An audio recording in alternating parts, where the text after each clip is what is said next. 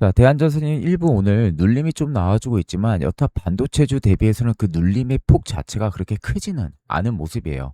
자, 그럼 우리가 여기서 중요하게 봐야 되는 포인트는 뭐냐면 2분기 때 OPM 그리고 하반기 HVDC, 해적 케이블, 후속 수주가 될 거거든요. 그래서 이거에 대한 해답을 제가 오늘 말씀을 드릴 예정인데 이 해답 자체가 앞으로 주가에 대한 부분들의 갈림길, 어떻게 움직이냐를 결정 지을 수 있는 가장 큰 요소이다 보니 그거를 제가 영상 중간중간 섞어서 말씀드릴 거예요. 그러니까 이걸 알고 모르고 차이는 하늘과 땅 차이다. 그걸 여러분들이 꼭 알고 계셔야 됩니다.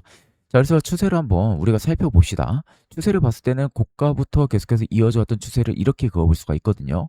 자, 상대적으로 지금 추세가 위쪽으로 돌파가 나와주긴 했지만 시원하게 돌파는 안 나왔어요. 그래도 거래 대금들은 일부 좀 터져줬죠.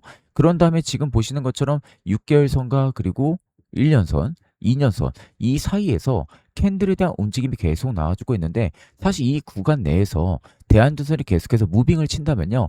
이렇게 움직이다가 언제든 지지를 받고 위로 올라갈 수 있는 주요 지지 라인들이 너무나도 많다라는 거예요. 6개월선 같은 경우에 결국 저항을 맞고 있는 모습이긴 하지만 이 6개월선에 대한 매물대가 그렇게 많지는 않거든요. 그러면 1년선과 2년선 라인들이 오히려 매물대가 더 강하게 작용하는 구간들이다 보니까 여기서 충분하게 지지 컨펌을 받아도 이상하지가 않다라는 거죠. 주봉으로 봤을 때도 지금 사실 위로 올라가 주는 게 저는 맞다고 봅니다. 관점 자체로 봤을 때는요. 데드크로스 초입으로 보기도 어렵고요.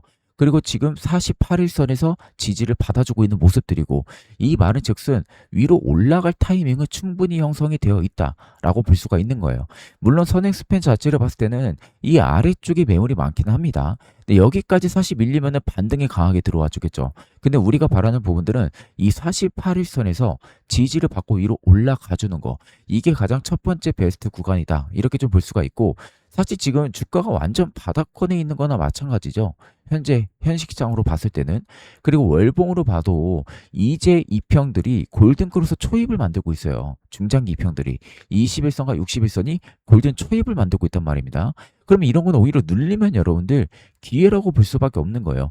매물대가 아래 많이 쌓여 있고요. 그럼 언제든지 반작용을 해서 기술적 반등이 들어와도 이상하지가 않은 그런 구간을 계속 연출을 시켜주고 있기 때문에 아직까지는 가격적인 전략을 전혀 변함없이 여전히 홀딩하는 전략이 저는 맞고요. 그 홀딩하는 전략 안에서도 우리가 분할 매수를 통해서 평단가 작업은 충분히 해야겠죠. 자, 그럼 이제 대한전선의 기본적인 분석으로 좀 넘어가서 자세하게 좀 말씀을 드려보도록 하겠습니다. 자, 그 전에 여러분들 공지사항 하나만 좀 말씀을 드려보도록 하겠습니다. 요 근래 이 댓글들을 살펴보게 되면요. 조금 더 구체적인 인사이트나 가격 전략에 대해서 물어보는 댓글들이 굉장히 많습니다. 그래서 제가 이 고심 끝에 멤버십을 따로 오픈을 하게 됐거든요. 이 멤버십은요. 말 그대로 영상에서 못다한 스토리를 조금 더 구체적으로 짚어서 말씀을 드릴 예정이고 여러분들이 궁금해하시는 가격 전략까지 함께 제공을 해드리려고 합니다. 영상에 보이듯 종목 분석에 대한 핵심 인사이트를 설명해 드릴 거고요. 영상에서 못다한 핵심 정보도 공개를 해 드릴 거고 더 자세한 차트 분석과 더 구체적인 가격 전략 그리고 향후 우리가 주목을 해야 되는 섹터와 관련주까지도 같이 공유를 도와드리려고 합니다. 그렇기 때문에 혼자 주식을 하시면서 고민이 되셨던 내용들이나 궁금하신 내용들은 언제든 멤버십에 가입을 하셔서 저랑 편하게 이야기도 나누시면서 성공 투자를 하시면 좋을 것 같습니다. 자, 그럼 본론으로 넘어가서 마저 이야기를 해드리도록 하겠습니다. 자, 그럼 이제 첫 번째 핵심 포인트는요. 전력망에 대한 플랫폼주, 그리고 두 번째는 분기 사상 최대 실적, 그리고 세 번째가 수주 잔고에 대한 이야기, 그리고 밸류 부담과 검증에 대해서 좀 이야기를 드려볼게요. 자, 영상 시청하기 앞서서 구독이랑 좋아요 알림 설정도 꼭 한 번쯤 눌러주시면 감사하겠습니다. 자, 그럼 바로 본론으로 넘어가서 말씀드리면요. 대한전선은요, 단순하게 전선 제조사로 보면 여러분들 절대 안 됩니다. 지금 이 회사 자체는요, AI 데이터 센터와 재생에너지 시대의 초고압, 그리고 HVDC, 그런 다음에 해저 케이블, 이 턴키에 대한 전력만주로 지금 본다라는 거예요. 그래서 KB증권 같은 경우도 제가 7월 1일 리포트를 봤는데 그때 당시 목표가를 32,000원에서 44,000원까지 올립니다. 7월 1일 기준으로. 그리고 던진 말도 뭐냐면 국내 HVDC 쪽에 대한 시장의 첫 진입을 성공을 했다. 그래서 단순하게 전선 판매를 하는 게 아니라 전력망에 대한 플랫폼으로 보겠다라는 의미로 충분히 우리가 해석을 해볼 수가 있다라는 거죠. 자, 그러면 왜 우리가 전력망 쪽을 계속해서 체크를 해야 되냐? 일단은 국제에너지기구가 에너지와 AI 보고서에서요, 데이터 센터 쪽에 대한 부분들의 전력 소비가 2030년까지 약 945 테라와트시, 즉 2배 이상 늘어날 것이다 이야기를 해요. 그리고 로이터도 마찬가지로요, 미국 전력망이 데이터 센터와 EV 전기화 수요로 30년까지 445 기가와트 이 용량 확대 압력을 받을 수 있다라고 보도를 했죠.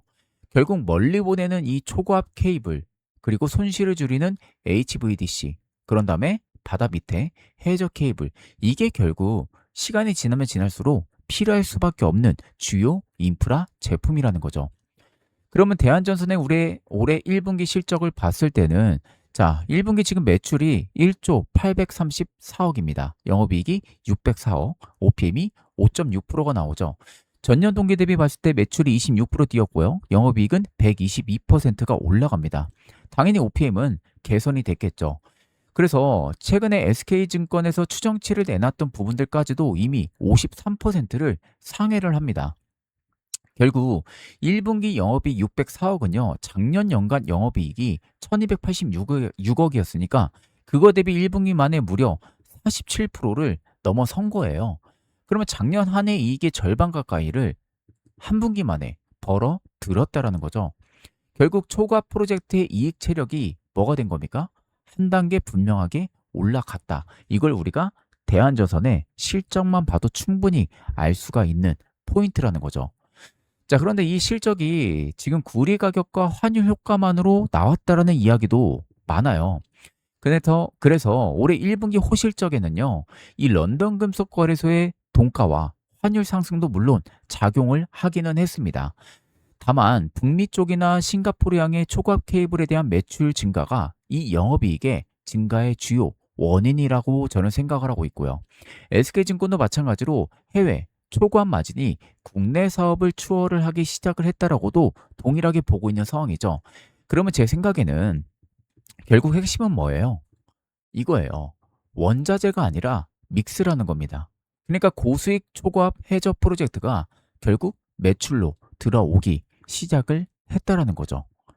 이런 상황에서 대한전선의 본업을 한번 체크를 했을 때 우리가 잘 알고 있는 이 초과압 해저 케이블 매출 같은 경우는요, 작년에 6,930억이었습니다. 그런 다음에 올해 기준으로 봤을 때는 9,240억이에요. 내년 1조 2,200억까지 나오고 있죠. 수주 잔고 자체를 보세요.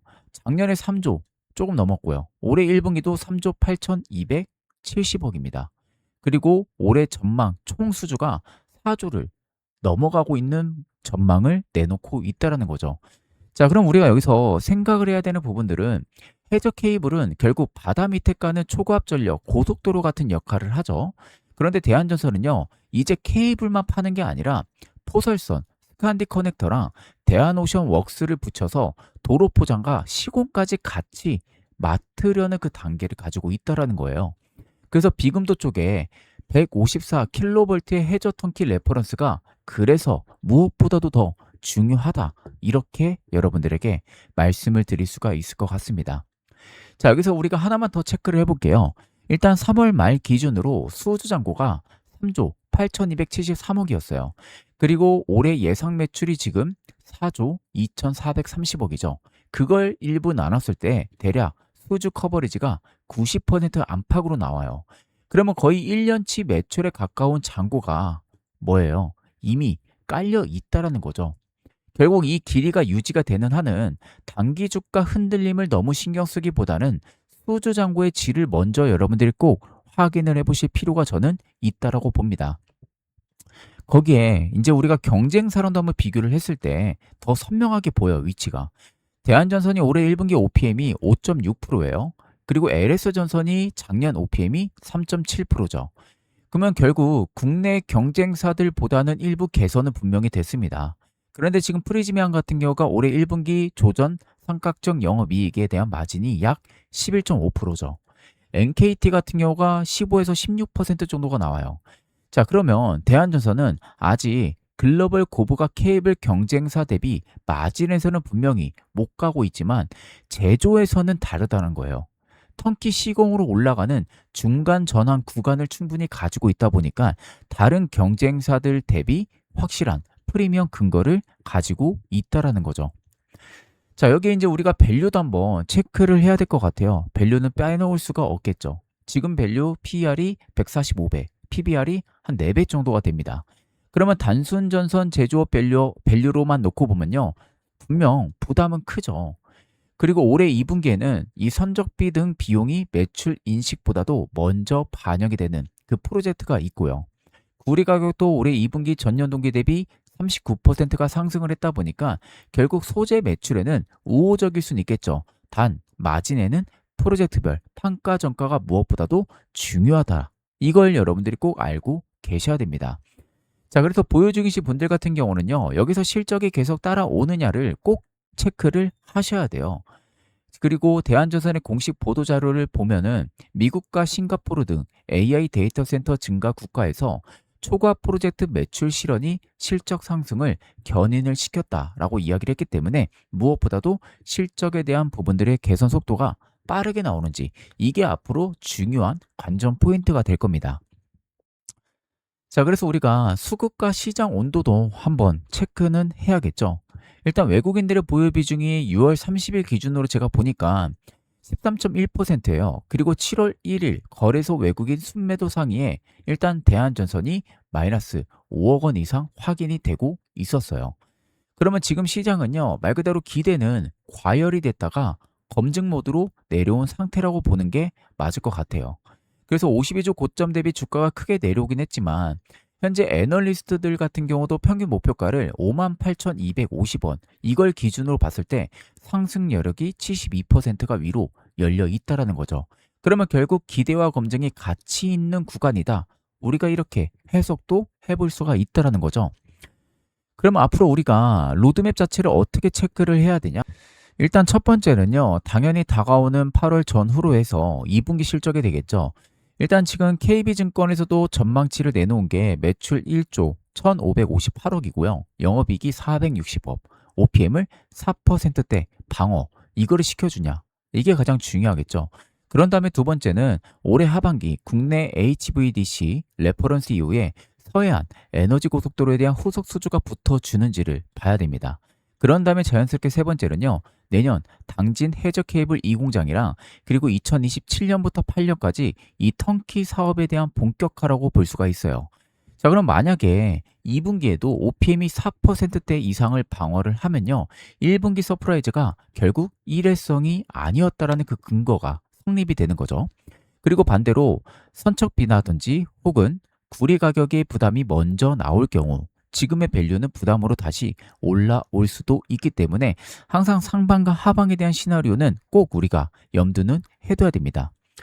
자, 그러면 이제 우리가 밸류를 어떻게 봐야 되는지를 봐야 되겠죠. 일단은 증권사 기준으로 바라볼 때는 목표가가 이래요.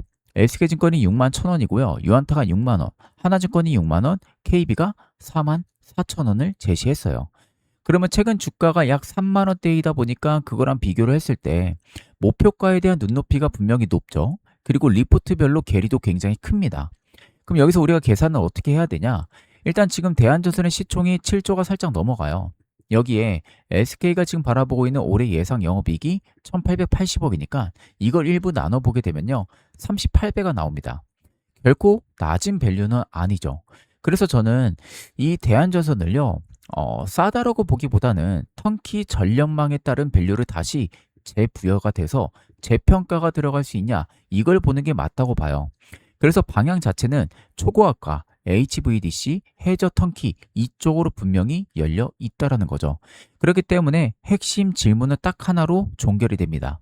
올해 2분기 영업이익 460억 그리고 하반기 HVDC 후속 수주가 이 기대를 증명을 시켜줄 수 있는지 이 답이 나올 때가 가장 큰 분기점을 맞이할 거라고 봅니다.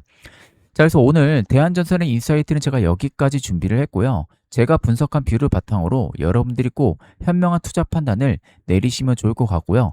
언제든 여러분들 멤버십을 통해서는 제가 조금 더 디테일하게 가격적인 전략 혹은 인사이트들을 말씀을 도와드릴 테니까 멤버십도 많은 관심 부탁 좀 드리겠습니다. 자, 영상 마무리하기 전에 구독이랑 좋아요, 알림 설정도 꼭 한번 좀 눌러주시고요. 댓글을 통해서 언제든 궁금하신 내용들은 편하게 남겨주시면 되겠습니다. 자, 그럼 금일 영상은 여기서 마무리하도록 하겠습니다. 감사합니다.